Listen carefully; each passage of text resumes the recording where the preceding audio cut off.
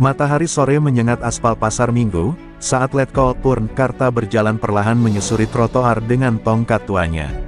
Meski rambutnya memutih dan langkahnya tak lagi tegap seperti dulu, aura militernya masih terpancar jelas. Ia dikenal warga sebagai penjaga ketertiban yang disegani.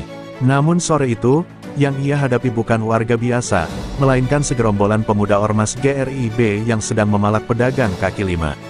"Sudah, jangan bikin onar di sini," tegur Karta dengan nada tegas. Sejenak suasana hening. Salah satu pemuda, bertubuh besar dengan kaos ketat GRIB, mendekat sambil tertawa sinis. "Kakek tua mau sok jagoan. Ini Jakarta, bukan hutan latihan TNI," ejeknya sambil mendorong bahu Karta keras. Kerumunan mulai menonton, sebagian merekam dengan ponsel. Karta masih tenang, tapi tatapannya menusuk. Satu tamparan mendarat ke wajah Karta. Kemudian disusul tendangan ke lutut yang membuatnya terjatuh. Suasana berubah mencekam. Karta tak membalas, hanya menatap tajam dari tanah, darah menetes dari bibirnya. "Kami tidak ajarkan kamu sopan ya, TNI tua bangka," teriak salah satu pemuda sambil menendang tongkat Karta hingga patah. Ponsel-ponsel merekam tanpa henti. Ada yang menangis melihat perlakuan itu. Video pemukulan itu langsung tersebar malam itu juga. Dalam hitungan jam, grup-grup WA dan Telegram para prajurit aktif Kopassus dipenuhi rekaman berdurasi 48 detik itu. Letda Wisnu, lulusan terbaik Pusdikpassus, langsung membanting ponselnya ke lantai barak saat melihat wajah gurunya diinjak oleh pemuda berkaos GRIB. Tangannya mengepal, matanya merah. "Itu Letkol Karta, mereka sudah keterlaluan," bisiknya dengan rahang mengeras.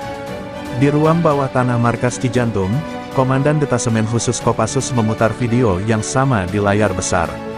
Beberapa prajurit berdiri diam, namun tubuh mereka bergetar menahan emosi. Salah satu perwira senior menunduk dan berbisik ke komandan, "Kalau kita biarkan ini lewat, nama Kopassus habis, Jenderal." Sang komandan tidak menjawab, ia hanya menatap layar dengan dingin, menyaksikan bagaimana seorang pahlawan dihina di jalanan ibu kota. Di luar, Jakarta tetap ramai seperti biasa. Tapi di dalam hati para prajurit baret merah, telah tumbuh bara yang siap menyala. Bagi mereka, penghinaan terhadap satu prajurit adalah penghinaan terhadap semua. Dan malam itu, di bawah bayang-bayang ibu kota, sesuatu yang mengerikan mulai bergerak, bukan atas nama balas dendam pribadi, tapi atas nama kehormatan korps. Malam itu di markas Kopassus Cijantung, suasana tidak seperti biasanya. Tak ada tawa santai prajurit atau suara senapan di lapangan latihan. Semua sunyi, tapi panas, seperti barak sedang menahan amarah ribuan bara. Letda Wisnu berdiri mematung di depan barak, memandangi layar ponselnya yang masih memperlihatkan wajah Letkol Karta terinjak oleh preman GRIB. Nafasnya memburu, dadanya naik turun. Teman-temannya mulai berkumpul di sekelilingnya, wajah mereka menyiratkan hal yang sama, dendam. "Ini bukan sekadar penghinaan, bro," ucap Serka Wahyu pelan. "Itu Karta, legenda, guru besar kita." Seorang prajurit lain menunjukkan tangannya yang gemetar. "Gue dilatih dia. Waktu dia pensiun, dia masih bisa kalahin 5 orang di latihan bela diri. Dan sekarang diinjak sama sampah jalanan." Tak ada yang tertawa, tak ada yang memecah ketegangan dengan candaan khas barak. Di udara malam Cijantung, kehormatan prajurit terasa seperti sedang dikoyak. Sementara itu, di ruangan tertutup lantai 2, Letkol Satrio, perwira komando yang dikenal keras dan disegani, menerima laporan dari tim intelijen. Di layar ditampilkan wajah-wajah anggota GRIB yang terlihat dalam video pemukulan. Nama-nama ini terverifikasi. Beberapa dari mereka terlibat dalam kasus pemalakan senjata gelap di Tanah Abang, 2 bulan lalu, ujar seorang intel muda. Letkol Satrio mengepalkan tinju. "GRIB makin berani. Dan sekarang mereka sentuh darah kami." Di tengah tekanan, markas besar TNI AD memberikan arahan keras, "Tahan diri. Jangan bertindak, serahkan pada kepolisian." Tapi di dalam ruang-ruang sempit barak Kopassus, perintah itu terasa hambar. Para prajurit muda menahan diri, namun wajah mereka menghitam oleh emosi. "Kita bukan pasukan tidur," geram Letda Wisnu. "Kalau negara diam, kita yang bicara." Ia tahu melawan perintah bisa berarti sanksi berat, tapi harga diri korps tak bisa dibiarkan diinjak. Malam semakin larut, namun di satu ruang rahasia bawah tanah, beberapa perwira senior yang dulu pernah turun ke Timor dan Aceh berkumpul tanpa seragam. Di sana juga hadir sosok yang tak asing, Mayor Jenderal Purn Guntur, ex-komandan Kopassus era 2000-an, diam-diam datang menemui Letda Wisnu. Ia hanya berkata satu kalimat, kehormatan prajurit tak pernah punya ruang kompromi. Dan dengan kalimat itu, bara di Cijantung berubah menjadi nyala api yang siap membakar balik arogansi ormas jalanan. Esok, Jakarta tak akan lagi sama. Pagi itu, 4 prajurit Kopassus berpakaian sipil berdiri di depan sebuah posko GRIB di Jakarta Timur. Letda Wisnu berada di tengah, mengenakan jaket hitam dan topi loreng tua peninggalan Letkol Karta. Wajahnya keras, rahangnya mengatup rapat. Hari ini kita tidak baku hantam. Kita cuma kasih mereka satu kesempatan untuk mundur, bisiknya ke Serka Wahyu. Kalau mereka mau perang, baru kita buka semua. Di dalam posko, suasana santai berubah tegang saat seorang anggota GRIB berteriak, "Woi, mau ngapain lo semua di sini?" Beberapa pria bertubuh besar keluar dari pos, sebagian bersenjata pentungan dan besi tajam. Letda Wisnu melangkah ke depan. Ia berdiri tenang, lalu mengeluarkan foto Letkol Karta yang babak belur. Salah satu dari kalian melakukan ini. Kami datang untuk kasih peringatan. Sekali lagi kalian sentuh darah kami, tak akan ada negosiasi. Tawa sinis langsung pecah. Seorang pria bertato Garuda di leher maju dan berkata, "Purnawirawan tua itu. Sampah tua, kalau mau balas dendam, sini lo berempat lawan kita rame-rame." Ucapan itu meledakkan emosi Serdawira. Ia hampir menerjang, tapi Wisnu menahan. "Kita belum datang buat baku hantam," tegas Wisnu, matanya tak lepas dari pria bertato itu. "Tapi ingat, kalian sudah sentuh garis merah." Seketika, botol kaca melayang dari dalam pos dan menghantam kepala salah satu prajurit, memecahkan kulit kepalanya. Darah mengucur deras. Situasi meledak dalam hitungan detik. Meskipun tak bersenjata, keempat prajurit Kopassus mengamuk dengan tangan kosong, menjatuhkan 5 orang GRIB dalam hitungan menit. Mereka terlatih, gerakannya cepat, mematikan, dan tanpa ampun. Tapi mereka tahu tak bisa lama di sana. Sirine mulai terdengar dari kejauhan. Letda Wisnu menarik mundur timnya. "Kita belum perang. Ini cuma salam pembuka." Sebelum pergi, ia sempat menempelkan foto Letkol Karta yang berlumuran darah di dinding posko, dengan tulisan tangan, "Kami tidak lupa." Video perkelahian itu direkam oleh salah satu anggota GRIB dan dengan cepat viral. Kali ini, narasi berbalik. Media sosial meledak, prajurit elit datangi ormas, GRIB dipukul mundur oleh 4 orang. Publik mulai menduga ada sesuatu yang lebih besar sedang terjadi di Jakarta.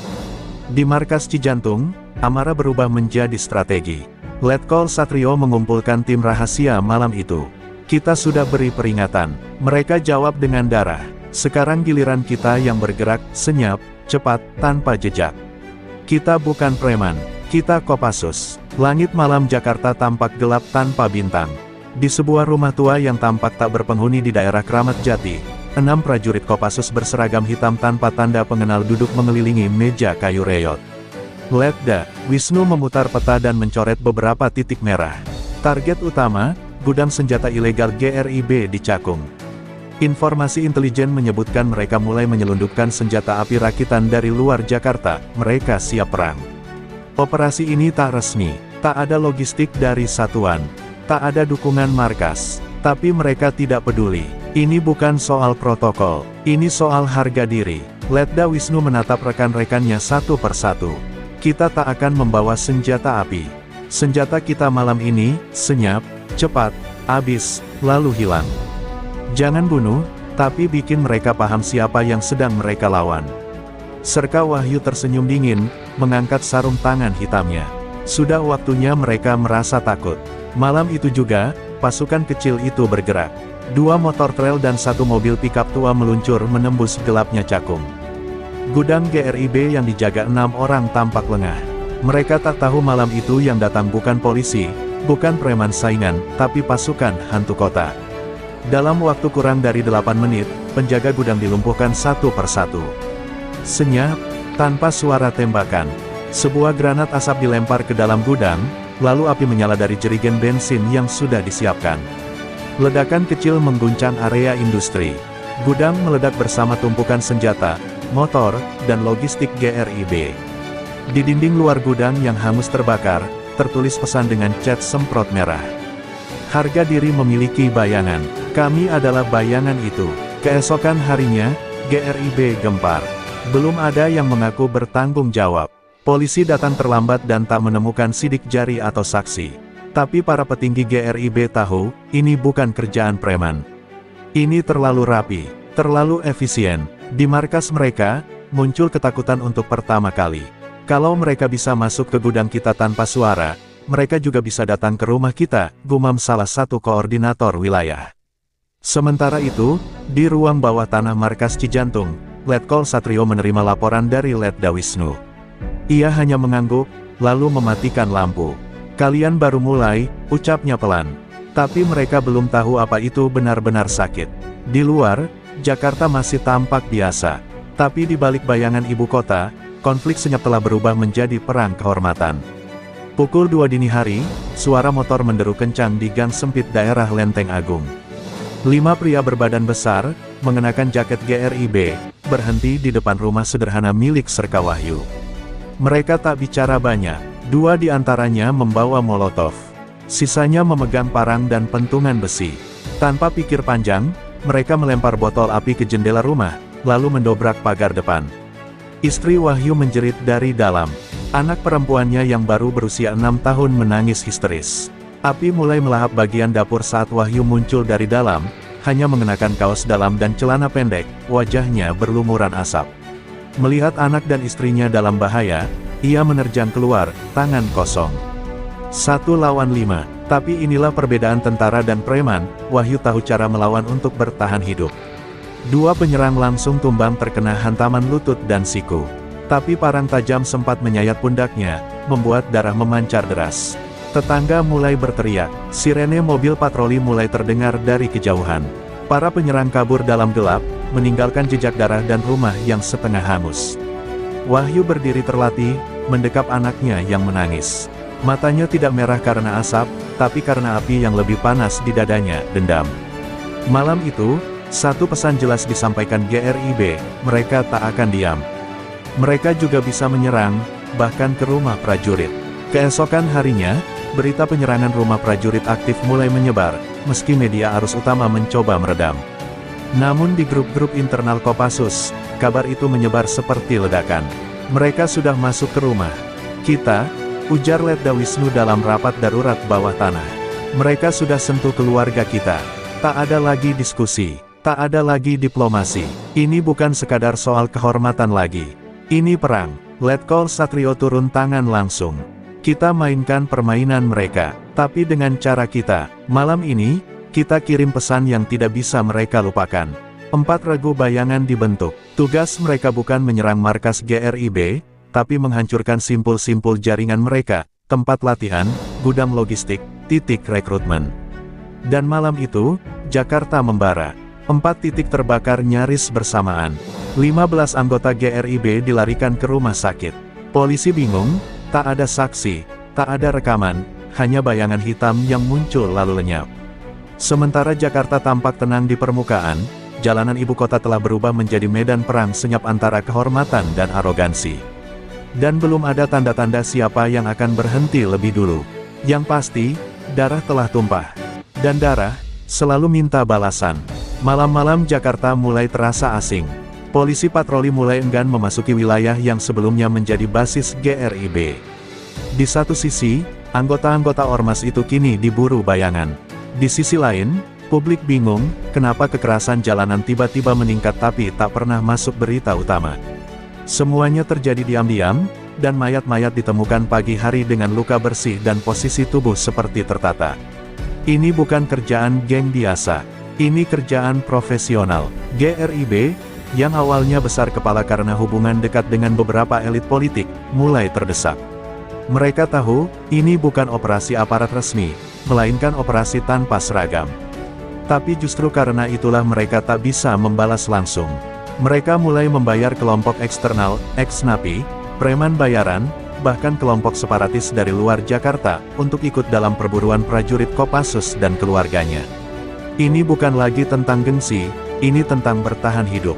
Di markas Kopassus, Letda Wisnu menerima laporan, rumah orang tua Serda Wira di Bogor dilempar granat rakitan. Tak ada korban, tapi ancamannya jelas. Mereka sudah mulai bawa orang luar, ujar Letkol Satrio, matanya tajam. Kalau mereka panggil setan, kita kirim malaikat maut. Maka dibentuklah tim hantu, satuan bayangan dari Kopassus berisi 10 prajurit terbaik, tanpa nomor, tanpa catatan. Tugas mereka, lumpuhkan simpul-simpul eksternal GRIB dalam waktu 7 hari. Di sisi lain kota, para tokoh politik mulai gelisah. Seorang anggota DPR yang diketahui dekat dengan GRIB mengusulkan pembentukan tim gabungan penertiban ormas dan ex-militer. Namun usul itu ditolak diam-diam oleh petinggi Mabes. Mereka tahu, kalau TNI dilibatkan secara resmi, konflik akan berubah menjadi perang terbuka. Dan itu bisa mengguncang Jakarta. Tapi tekanan politik mulai muncul, terutama dari pihak yang diam-diam menggunakan GRIB sebagai alat intimidasi selama masa kampanye. Ketika tekanan mencapai puncaknya, sebuah video bocor ke publik. Rekaman CCTV dari gang belakang Pasar Senen menunjukkan 4 pria bertopeng menyeret anggota GRIB ke dalam mobil tanpa plat. Tak ada suara, tapi gerak mereka terlalu bersih, terlalu terlatih. Narasi mulai berubah. Apakah prajurit elit sedang bergerak di luar kendali? Media sosial mulai terbelah. Sebagian mendukung aksi diam-diam Kopassus, menyebutnya sebagai pembersih kotoran Republik. Tapi sebagian lagi menyebut ini sebagai ancaman bagi demokrasi. Di sebuah lorong gelap bawah tanah Jakarta Pusat, Letda Wisnu membuka peta besar Jakarta. Ia menunjuk titik merah di berbagai penjuru kota, rumah tokoh GRIB, lokasi pelatihan mereka, dan tempat-tempat yang diduga menjadi sumber dana ormas itu. Kita tak butuh seragam untuk membela kehormatan. Mereka sudah melintasi batas terlalu jauh. Kali ini, kita tuntaskan. Di luar, Jakarta tenang. Tapi perang tak lagi butuh pengumuman. Tanggal 17 Agustus Jakarta dipenuhi bendera merah putih. Upacara berlangsung khidmat di istana, sementara di bawah permukaan, bom waktu telah berdetak. Di hari ketika bangsa merayakan kemerdekaan, GRIB justru merencanakan unjuk kekuatan besar-besaran. Mereka mengumpulkan lebih dari 500 anggota dari seluruh Jabodetabek di sebuah lapangan kosong dekat kawasan industri di Cilincing. Senjata rakitan, pentungan, bahkan senapan angin disembunyikan dalam truk logistik bertanda, bantuan sosial. Namun yang tak mereka tahu, tim hantu sudah mengendus pergerakan ini sejak 3 hari sebelumnya. Melalui intel yang disusupkan ke dalam GRIB, Letda Wisnu mendapat kabar bahwa malam itu akan ada orasi besar dari pimpinan pusat GRIB, disusul aksi sweeping terhadap markas veteran TNI yang mereka anggap menghalangi kekuasaan rakyat. Bagi Kopassus, ini bukan lagi perang bayangan. Ini deklarasi perang terbuka. Tepat pukul 19, GRIB mulai membentuk barisan. Ratusan pemuda bertato dan bertubuh besar mulai meneriakkan yel-yel penuh amarah. Tapi suara itu mendadak terputus ketika lampu satu kawasan padam total. Hening. Lalu dalam detik berikutnya, granat asap meledak di 3 titik. Disusul oleh semburan gas air mata dan kilatan suara peluru hampa. Kepanikan menyebar. Dari balik kegelapan, pasukan hitam muncul satu persatu, tanpa tanda, tanpa suara, dengan gerakan secepat bayangan. Mereka bukan menembak untuk membunuh. Tapi setiap tembakan mereka melumpuhkan. Setiap gerakan mereka menghancurkan tatanan barisan GRIB. Letda Wisnu memimpin sendiri penangkapan tokoh utama GRIB, yang ternyata adalah mantan politisi yang selama ini mengendalikan ormas dari balik layar. Kalian bukan pejuang rakyat, kalian perusak Republik, bisik Wisnu sebelum menghantam wajah pria itu hingga ambruk. Namun di tengah kekacauan, terjadi pengkhianatan. Salah satu informan dari dalam Kopassus, prajurit muda berpangkat Sersan II, ternyata dibayar GRIB. Ia membocorkan lokasi markas cadangan tim hantu. Malam itu juga, markas tersebut diserbu oleh kelompok bayaran yang bersenjata api sungguhan. 2 anggota tim hantu gugur. Letkol Satrio murka, kita sudah terlalu lunak, katanya dingin. Besok pagi, kita kunci pintu Jakarta. Kita bersihkan sisa mereka sampai ke akar. Operasi pembalasan diluncurkan pukul 4 dini hari. Dalam tempo 3 jam, 10 titik persembunyian GRIB digulung habis oleh tim bayangan. Tak ada yang selamat, tak ada yang sempat melapor. Jakarta seperti baru bangun dari mimpi buruk. Tapi hanya sedikit yang tahu, bahwa malam sebelumnya, darah telah kembali membanjiri lorong-lorong gelap kota. 2 minggu telah berlalu sejak malam pembantaian terakhir. Jakarta tampak tenang, bahkan terlalu tenang. Jalanan kembali dipenuhi lalu lintas biasa, pasar kembali buka, dan orang-orang mulai lupa. Tapi mereka yang ada di dalamnya, yang terlibat dalam perang bayangan itu, tidak akan pernah bisa melupakan. Letda Wisnu duduk sendirian di ruang kecil bawah tanah, tangannya masih terbalut perban, matanya kosong menatap layar CCTV yang kini hanya menampilkan kota dalam sunyi. Letkol Satrio dipanggil ke Mabes. Tidak ada tepuk tangan, tidak ada penghargaan, hanya berita bahwa dirinya akan dinas luar negeri sementara, tanpa batas waktu. Bahasa halus dari pembuangan. Ia tahu ini konsekuensi dari bergerak tanpa perintah resmi, meski negara tak pernah secara langsung melarang. Tugas kita memang membela negara. Tapi terkadang, negara sendiri tak tahu siapa yang sedang membelanya, ucapnya pada Wisnu sebelum berangkat malam itu. Sementara itu, tokoh-tokoh GRIB yang selamat mulai tiarap. Beberapa kabur keluar kota. Beberapa diamankan tanpa sorotan media. Tapi pesan sudah sampai. Mereka tahu ada garis merah yang tak boleh dilanggar. Dan di balik institusi resmi yang mereka hina, ternyata berdiri para penjaga tak bernama yang bisa muncul kapan saja, menghantam tanpa suara, dan menghilang tanpa jejak. Di sebuah pemakaman kecil di pinggir kota, Wisnu berdiri di depan 2 nisan anggota tim hantu yang gugur dalam pengkhianatan. Hujan turun pelan. Ia hanya menunduk, menggenggam tanah basah, lalu berbisik, "Maaf, kita menang, tapi dengan harga yang terlalu mahal." Di belakangnya, 3 anggota yang selamat berdiri dalam diam. Tak ada upacara, tak ada penghormatan, hanya senyap di atas darah.